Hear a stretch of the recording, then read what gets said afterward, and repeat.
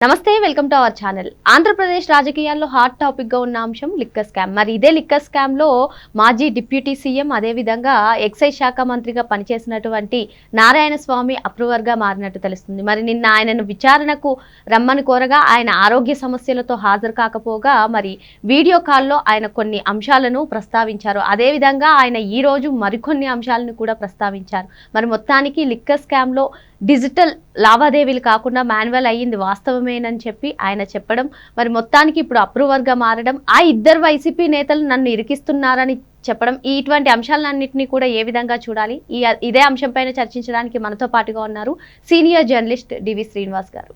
నమస్తే సార్. నమస్తే. ఈ లిక్కర్ స్కామ్ లో కీలక పరిణామం చోటు చేసుకుందని చెప్పవచ్చు. మరి నారాయణ స్వామి ఎక్సైజ్ శాఖ మంత్రిగా పనిచేసినటువంటి నారాయణ స్వామి అప్రూవర్ గా మారడం, మరి ఆ ఇద్దరు వైసీపీ నేతలు నన్ను ఇరికించాలని చూస్తున్నారు, ఇవే కాకుండా ఆయన పలు అంశాలు చెప్పడం సార్. ఈ లిక్కర్ స్కామ్ లో డిజిటల్ లావాదేవీలు కాదు, మాన్యువల్ గా క్యాష్ తీసుకున్నది వాస్తవమే అని చెప్పడం, మరి నిన్న చూసుకున్నట్లయితే ఆయన కొన్ని క్వశ్చన్స్ కి దాటవేసే ధోరణితో ప్రవర్తించడం, ఈ రోజు అప్రూవర్ గా మారడం, 2 రోజుల్లోనే ఇంత తేడా ఏ విధంగా చూడాలంటారు? అంతిమంగా జగన్మోహన్ రెడ్డి గుట్టు రట్టు చేయాలనుకుంటున్నారా? ఏం జరుగుతుంది లిక్కర్ స్కామ్ లో? నారాయణ స్వామి సడన్ చేంజ్. నిన్న అలా మాట్లాడాడు, ఈరోజు ఇలా మాట్లాడాడు.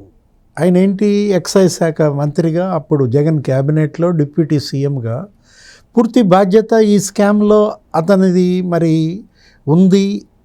అతన్ని విచారణకు పిలిస్తే అటెండ్ కాలేదు.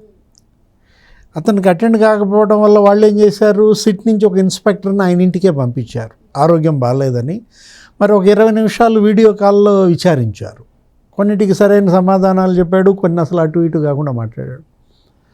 ఇవాళ కొన్ని సంచలన వ్యాఖ్యలు ఏంటి, ఇద్దరు వైసీపీ నాయకులే తనని ఇరికిస్తున్నారు లిక్కర్ స్కామ్లో. ఇప్పుడు సుదీర్ఘ రాజకీయ జీవితం, గంగాధర్ నెల్లూరు శాసనసభ్యుడిగా చేశాడు, సత్యవేడు శాసనసభ్యుడిగా చేశాడు. ఆయన ఏంటి, సర్పంచ్గా ప్రారంభమైంది. చిత్తూరు జిల్లా రాజకీయాల్లో మనం చూసాం చంద్రబాబు, ఆయన 78 బ్యాచ్ అన్నమాట. అట్లాగే పెద్దిరెడ్డి రామచంద్రారెడ్డి, ఆయన చంద్రబాబు సమకాలికుడే, 78 ఆయన కూడా.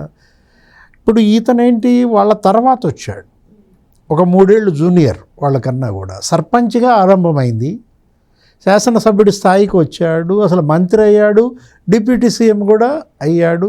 అటు కాంగ్రెస్ పార్టీలో, ఇటు వైఎస్ఆర్ కాంగ్రెస్ పార్టీలో. సత్యవేడుకి 3 సార్లు పోటీ చేశాడు, ఓడిపోయాడు, ఒకసారి గెలిచాడు. గంగాధర్ నెల్లూరు 2 సార్లు గెలిచాడు, మొన్న వాళ్ళ అమ్మాయి ఓడిపోయింది. అక్కడ కూడా ఆయనకు అన్యాయం జరిగింది, ఆయనకి టికెట్ ఇవ్వాల. ఆయన ఎంపీగా కంటెస్ట్ చేయమన్నారు. నేను ఎంపీగా కంటెస్ట్ చేయను, నేను మరి దీంట్లోనే ఉంటాను, లేదు నాకు ఇంకో స్థానం ఇవ్వమని అడిగినా మరి అతని బదులు ఇక కూతుర్ని దించాడు. కూతురు ఓడిపోయిన నేపథ్యంలో పార్టీ తనని చివరి దశలో మోసగించిందన, పెద్దిరెడ్డి రామచంద్రారెడ్డి తనకి టికెట్ దక్కకుండా అడ్డపడ్డాడన. ఇప్పుడు ఇందులో ఏంటి, ఆయన చేసినటువంటి వ్యాఖ్యలు డిజిటల్ కాకుండా మరి మాన్యువల్ చేయమని పట్టుబట్టారు అని చెప్పాడు. మరొకటి, కొద్దో గొప్ప లిక్కర్లో సంపాదించుకుని ఉండొచ్చు అన్నాడు. అంటే ఇప్పుడు ఇక్కడ పాక్షికంగా అప్రూవర్గా మారాడా, లేదు కంప్లీట్గా అప్రూవర్గా మారాడా? అసలు మీరన్నారు ఏంటి ఇంట్రోలో, ఇద్దరు వైసీపీ నాయకులు ఎవరితన్ని ఇరికిస్తోంది, ముందు అది తేలాలి. ఆ ఇద్దరు ఎవరు? ఇప్పుడు తండ్రి కొడుకుల, ఇప్పుడు పెద్దిరెడ్డి రామచంద్రారెడ్డి, మిథున్ రెడ్డి జైల్లో ఉన్నాడు, అరెస్ట్ అయ్యి. అసలు ఈ స్కామ్లో అతనే మరి మాస్టర్ మైండ్ అన్నారు నిన్నటిదాకా. అతను ఒక పావు, అసలు master mind mister and Mrs Jaganmohan Reddy అన్నాడు మాణిక్యం ఠాగూర్. ఇప్పుడు మిథున్ రెడ్డి అరెస్టు తర్వాత మరి నారాయణ స్వామి ఇలా మాట్లాడటం. ఇప్పుడు పెద్దిరెడ్డి రామచంద్రారెడ్డి సిట్ అంటే సిట్, స్టాండ్ అంటే స్టాండ్. మనం డయాస్ మీద అదే చూసాం.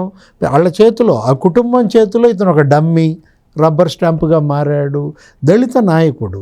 కాకపోతే అతను ఉపయోగించుకున్నారు, ఏది, చంద్రబాబుని తిట్టడానికి ఉపయోగించుకున్నారు. ఇక వాళ్ళ యొక్క ఆ అండతో పేటరేగిపోయేవాడు, ఏ మాట పడితే ఆ మాట మాట్లాడేవాడు. అందుకోసం జగన్మోహన్ రెడ్డి వాడుకున్నాడు, పెద్దిరెడ్డి వాడుకున్నాడు. అతను బూతులు మాట్లాడినా, ఇట్లా వల్గర్ భాష ఉపయోగించినా వీళ్ళు నవ్వుకునేవాళ్ళు.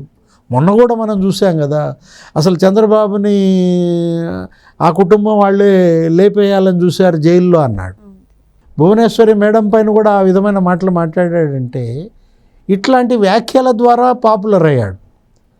అంబేద్కర్ మరో అవతారం జగన్మోహన్ రెడ్డి అంటాడు. అతను ఉపయోగించుకున్నారు. సరే, ఇప్పుడు వైసీపీ ఇద్దరు నాయకులు అంటే తండ్రి కొడుకులు వీళ్ళిద్దరా, లేదు చెవిరెడ్డి భాస్కర్ రెడ్డి, మిథున్ రెడ్డి? వైసీపీ నాయకులు ఎవరు? ఇప్పుడు ఇద్దరు జైల్లో ఉన్నారు, మిథున్ రెడ్డి, భాస్కర్ రెడ్డి. లేకపోతే అసలు తండ్రి కొడుకులు మరి నాకు గురు స్థానంలో ఉన్నారు కాబట్టి వాళ్ళిద్దరిని వదిలేసి చిత్తూరు జిల్లాలో ఉన్న మరో ఇద్దరు వైసీపీ నాయకులు ఎవరు? చెవిరెడ్డి భాస్కర్ రెడ్డి, భూమన కరుణాకర్ రెడ్డి. వాళ్ళిద్దరిని ఉద్దేశించి అన్నాడా? లేకపోతే వైసీపీ నాయకులు అంటే విజయసాయిరెడ్డి, సజ్జల, ఏ ఇద్దరు నాయకులు ఇవాళ ఇతన్ని ఇరికిస్తున్నారు అనే దాంట్లో మనకు పజిల్ రకరకాలుగా పోతుంది మన అంచనాలు కూడా. ఎందుకంటే విజయసాయిరెడ్డి మనం చూసాం, ఆయన ఏంటి సాక్షిగా మారాడు, ఇప్పుడు నిందితుడిగా ఉన్నాడు. అతను A5 ఏమో ఉంది అతని నంబర్ కూడా. అతను పిలిచారు అసలు సిట్ దగ్గరికి. ఆయన బిజీగా ఉన్నా ఒక 10 రోజులు ఏమో టైం ఇవ్వమన్నాడు. ఈ లోపే ఇవన్నీ జరిగిపోతున్నాయి. విజయసాయిరెడ్డి వచ్చేలోపే మిథున్ రెడ్డిని ఎత్తేసారు, మరి నారాయణ స్వామిని పిలిచారు. ఇక్కడ సాయిరెడ్డి, సజ్జల ఇతన్ని ఇరికించాలని చూస్తోంది. లేకపోతే అసలు సాయిరెడ్డి, జగన్మోహన్ రెడ్డి ఇరికిస్తున్నారా? ఏదైనా నారాయణ స్వామి వ్యాఖ్యలు మాత్రం ఇవాళ హాట్ టాపిక్గా మారాయి. ఆ ఇద్దరు నాయకులు ఎవరు, ఏ జిల్లా వాడు అనేది బయటపెట్టల. తన సొంత జిల్లా ఇద్దరు నాయకులు అనుకుంటే అటు అనుకునేవాళ్ళం, ఏది తండ్రి కొడుకులన్నా అవుతారు, లేకపోతే మిథున్ రెడ్డి, చెవిరెడ్డి భాస్కర్ రెడ్డి అన్నా అవుతారు, లేదు భూమన కరుణాకర్ రెడ్డి అనుకుంటాం. ఇద్దరు వైసీపీ నాయకులు తనని ఇరికిచ్చారు అంటే ఇంకెందుకు ఇక కరెక్ట్గా ఇక నీకు ఖచ్చితంగా చెప్పేయమంటావా? జగన్మోహన్ రెడ్డి అతనే కదా కర్త కర్మ క్రియ. దీంట్లో కసిరెడ్డి రాజు అంటే అతను నాయకుడిగా పరిగణించాం మనం. అంటే జగన్మోహన్ రెడ్డి, పెద్దిరెడ్డి రామచంద్రారెడ్డి తనని ఈ కేసులో ఇరికిచ్చారు. ఇవాళ మెడలోతు ఈ మధ్యంలో తనని దించారు. ఇప్పుడు నారాయణ స్వామి రాజకీయ భవిష్యత్తు ఏముంది? ఇంకా ఆయనకు భవిష్యత్తు, ఆయన ఆల్రెడీ 74 ఏళ్ళు ఉన్నది. ఇంకా ఇంతకన్నా పెద్ద పదవి కూడా ఏమీ రాదు. ఏది డిప్యూటీ సీఎంగా చేశాడు. ఇక అతను ఒక రకంగా ఇప్పుడు అనారోగ్యం కూడా అంటున్నాడు కదా. అంటే ఏంటి, ఇక అది అయిపోయింది. ఆయన రాజకీయం ఇక చరమాంకానికి చేరింది. ఇప్పుడు అతనితో పాటు ఏంటి, అసలు కూతురు రాజకీయ భవిష్యత్తు కృపారాణి. ఇవాళ కృపారాణి ఏంటి అసలు, మరి తండ్రి మరి ఈ విధంగా లిక్కర్ స్కామ్లో ఇరుక్కున్నప్పుడు అతను అరెస్ట్ అవుతాడా? అప్రూవర్గా మారితే బయట ఉంటాడు, ఏది సాయిరెడ్డి లాగా సాక్షిగా మారితే, లేకపోతే నిందితుడు. ఎందుకంటే మంత్రి ఆయనే, సంతకాలు పెట్టింది ఆయనే, ఆ సంతకాలు కూడా చెప్పాలి. అది ఆయన పెట్టిన సంతకమా లేకపోతే ఫోర్జరీ చేశారా? ఫోర్జరీలో వీళ్ళు నిష్ణాతులు. వీళ్ళు ఎవరి సంతకాలైనా ఫోర్జరీ చేసేస్తారు. అసలు నకిలీ డాక్యుమెంట్లు పుట్టించడంలోనే వీళ్ళు మామూలుగా చేశారా? నకిలీ ఓటు కార్డులు పుట్టించారు, నకిలీ మరి ఇళ్ల పట్టాలు పుట్టించారు. ఏదైనా చేయగల నేరగాళ్ళు. ఇప్పుడు అసలు నారాయణ స్వామి ఆయన ప్రాణానికి కూడా ప్రమాదం. ఆయనకు భద్రత కల్పించాల్సినటువంటి బాధ్యత కూడా ఈ ప్రభుత్వం పైన ఉందన్నమాట. ఇట్లాంటి పరిస్థితుల్లో నారాయణ స్వామి మరి అతని రాజకీయ భవిష్యత్తే కాదు, కూతురు రాజకీయ భవిష్యత్తును కూడా పణంగా పెడతాడా? జగన్మోహన్ రెడ్డితో పాటు పెద్దిరెడ్డి కుటుంబంతో పాటు వీళ్ళు కూడా జైలు బాట పడతారా? లేదు ఇప్పటికైనా బ్యాక్ లుక్ ఉంటుందా చూడాలి. నారాయణ స్వామి చేసినటువంటి కామెంట్స్తో ఆయనకి ప్రాణహాని ఉందని చెప్పి సార్ చెప్తున్నారు. మరో అంశంతో మళ్ళీ కలుద్దాం. Thank you sir. నమస్తే.